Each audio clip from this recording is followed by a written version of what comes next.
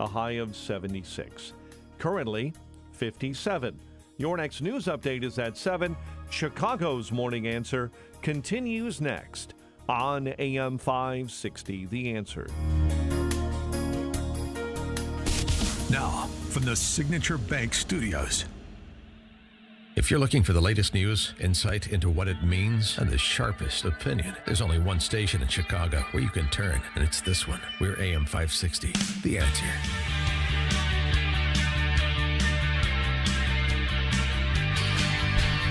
So Pedro says no.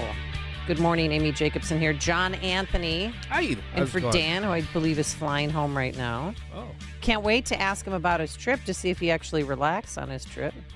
I suggested having some Guinness and maybe a shot of Jameson, huh? Because when I go on vacation, I go on vacation. But anyway, Pedro's not going anywhere. In a Tribune op-ed piece, he said about the offer to resign. I mean, he put it an offer. The offer to resign? No. Mayor Johnson wants him to resign, but Mayor Johnson can't fire him. Only the school board can fire him. Quote, I declined. It was not a rebuke of the mayor, but rather a decision to pursue our vision for the future of CPS. What a suck toy. I mean, then he went on to say he's not going to close those 100 schools that he recommended be closed. And instead, he wanted to pass a resolution, John, to eventually close them in the year of 20 what? Yeah. I want to say 26 or 2027. 2026. I know Mike Scott was talking about it on my drive in today. Well, guess what? He's lucky that he's a minority. Well, he is, because they came forward to admonish Johnson for even suggesting that they get rid of Pedro Martinez. Again, as a Mexican, I'm insulted to think that somehow a leader like Pedro Martinez is not respected, even though he's done nothing wrong. We, the Mexican community, have had enough of being disrespected. We're finally beginning to get people into positions like Pedro has. And now the mayor is not only does he want to fire him, he's ridiculing him, he's lying about him, he's challenging him, and all he's doing is listening to the Chicago Teachers Union. Well, really? And the Chicago Teachers Union, here's my BFF, Stacey Davis Gates, who sends her kid to a private Catholic school, by the way. How do you have school when 80% of your schools don't have a library or a librarian? What I'm saying to you right now is that as a CEO, he can't just say, I can't afford your contract. He has to say, this is how we're going to afford school in the city of Chicago. A library. That's her point of contention? Do you know that there's a thing called your iPhone and a computer that kids are using instead of going to the library and using the Dewey Decimal System? Yeah. I used to have to live in the library when I... Right, so did we. But times have changed. Yeah. I don't think, in schools, I know that they're using... Schools that are overcrowded, they're using the libraries to teach classes in. Right. But the books are still on the shelf. Yeah. With more on this and the media's role in helping Kamala Harris get elected, welcome back to the program, Charles Thomas. I saw you on the boat cruise, Charles, but I didn't get to see you. He's former chief political reporter at ABC 7 News. I was on the streets with you for years. Yeah. I was on the boat for maybe a couple of hours, and then finally the motion of the lake it got to you? kind of sent me to the lower deck. And I spent the last maybe 45 minutes of the cruise, but it was a great time. Yeah. Great show on the cruise, John. Thank you. I loved it. And I know I missed you, Amy, because as soon as we pulled into the dock, had to get my land legs back. Oh, I know. It's hard. It wasn't even but that I'm cool choppy. now. I'm cool. And I can't wait till next year, but I will bring the Dramamine with me. Oh, yeah. We had some on board. We did. Yeah, but you have to, but you can't take it during. You have to take it 20 minutes before you get You on. got to take it before, right. It doesn't bother me. All right, so what do you think of Pedro Martinez's move of desperation? This is the Super Bowl, man. I'm not surprised at all. I mean, in fact, myself and many others, probably you and certainly Dan did, we predicted that the CTU, the Chicago Teachers Union, this is why they ran Brandon in the first place. This is why they had him on the ballot, so that they would be in a position to basically write their own contract.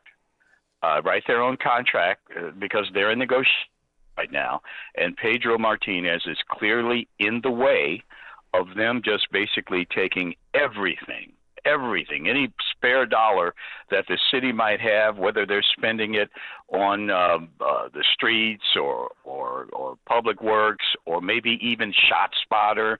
They're creating every dollar they can in the city to make sure that their contract is the best contract they've ever had in the history of their union. I mean, they are the political bosses now, the CTU. That's what Chicago voters chose to do last year when they elected Brandon. They basically handed the city over to the CTU, and they've just kicked off the Super Bowl where they're going to convert basically that vote into money for their union, and that's what we're watching now. So what we're watching happen. And they had a public hearing, or not a public hearing, a public meeting yesterday at one of the elementary schools. And reporters are saying that a number of people, like 400 people, have signed a letter of support for Pedro Martinez, including former CEOs of CPS, Arnie Duncan and Janet Jackson. Do you think that's going to have any staying power? Anytime, I can't really answer that question, but I will say this, that the leadership of the CTU, the behind-the-scenes leadership, the Jackson Potter, Jesse Sharkey, I mean, these are dyed-in-the-wool Marxists. Mm-hmm. They're making this, all of them are making this into a race issue. The Mexican-American community versus the Black American community. Yeah. In Chicago, it's black versus white. They've manipulated it into a black-Mexican situation where we're going to fight over control of the public schools. And we're seeing it play out. And yesterday, I think, was when the Mexican-American community fired back. We have the sides, but in the deep recesses, you have the Marxists, the Jesse Sharkeys, and the Jackson Potter, with Stacey Davis Gates a little bit out front, and Brandon way out front, having this fight. Charles, and taxpayers are going to pay. Charles, where are the investigative reporters on exposing these type of things? I remember, what was the guy, Walter Jacobs, and what's the other guy? Bill Curtis? 7? No, Channel 7. Yeah. Walter was Chuck, it too.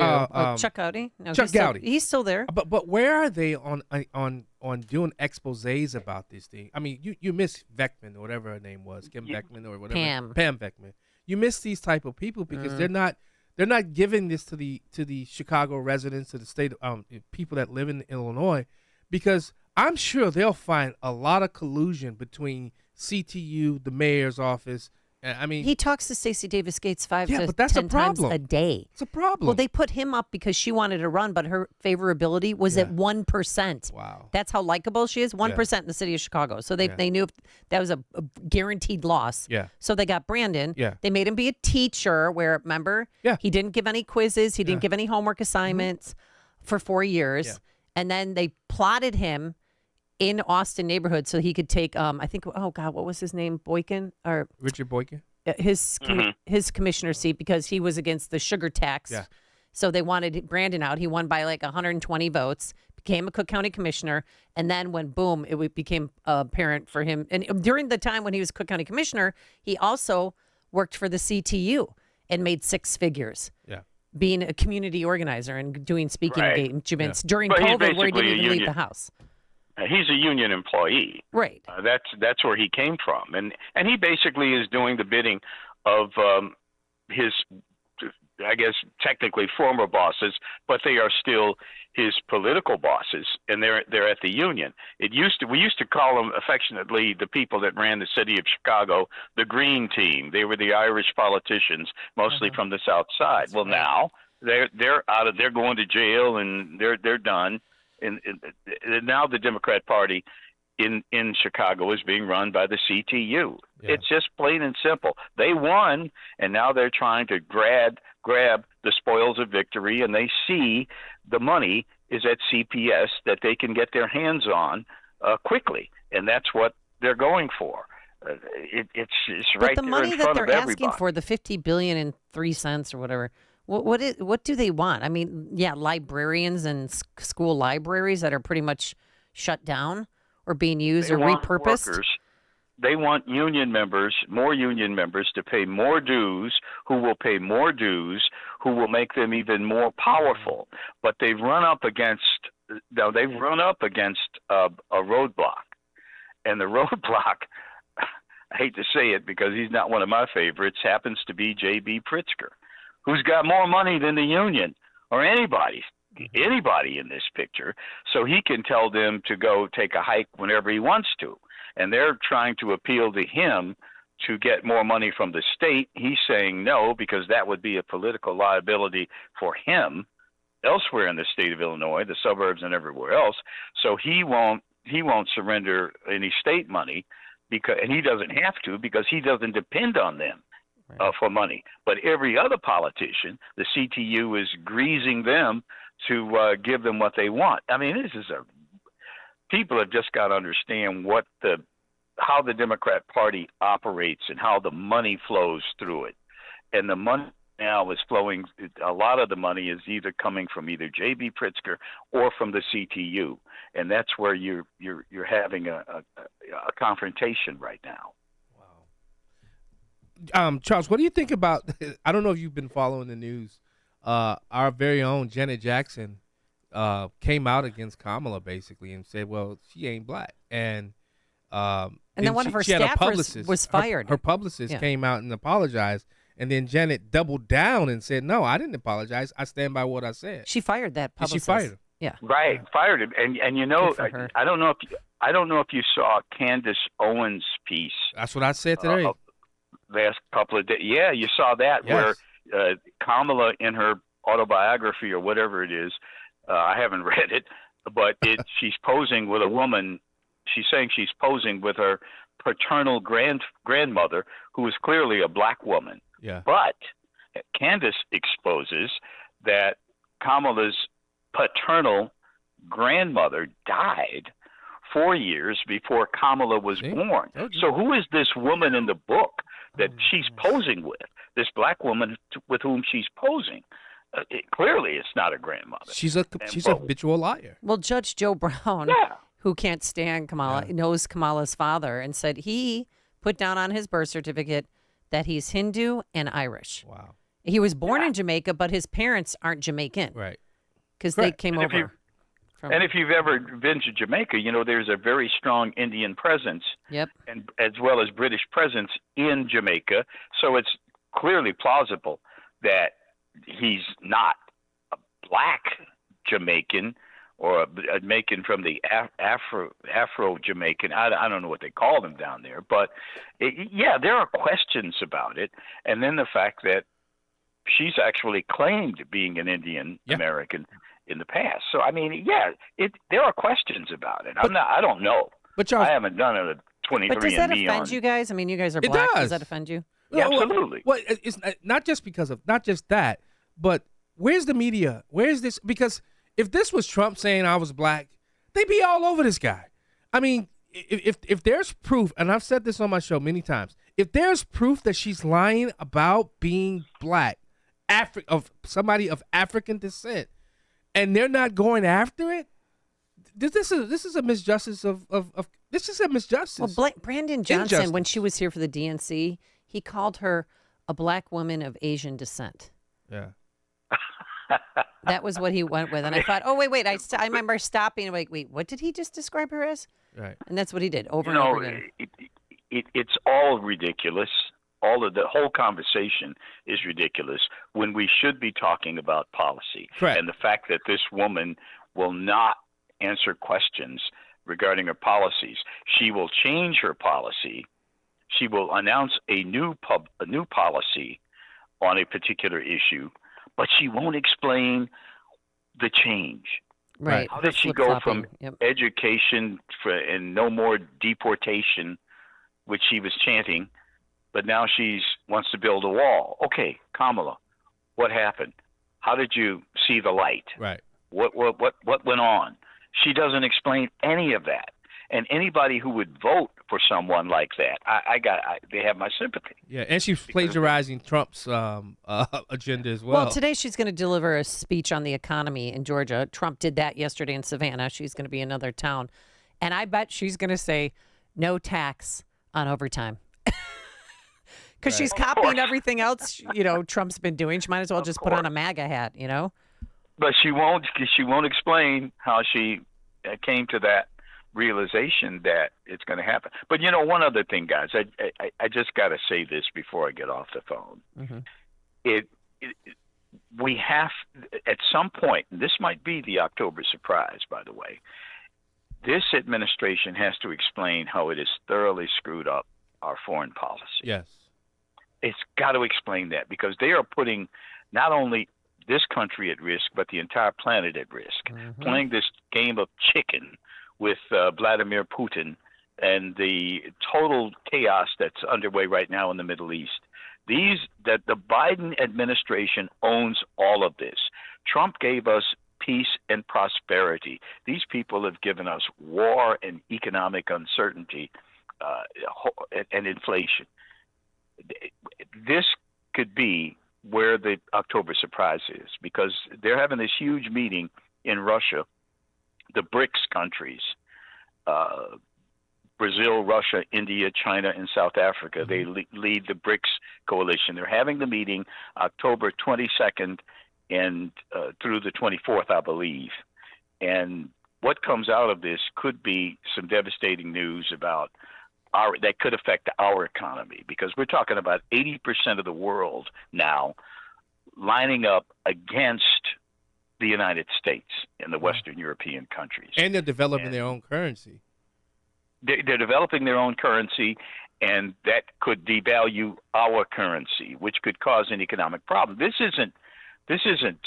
What I'm talking about isn't a scare tactic. I mean, people around the world, the Biden administration has so alienated our country from the rest of the world because of its bumbling. And now we've got Kamala. And Charles, think of everything you just said, and think about this invasion of illegals that's happening here. And we just had a former border guy talk about how many people that were actually on the terrorist watch list that Kamala and Joe Biden had them squash. I mean, think about that. What Russia and BRICS is doing. You don't think they've infiltrated their people into this country? They know exactly what's going on. They know what's going on, and it's horrible. And I think they put our country at risk. And people have got to understand it, because we talk about race and gender and all these other abortion, all these other issues. At some point, we have to get away from that and understand that, I can be black by ethnicity, but I'm American by nationality. And at some point, Americans of all stripe have to come together to understand that, hey, we've got to survive on this planet. We've got to maintain our way of life on this planet.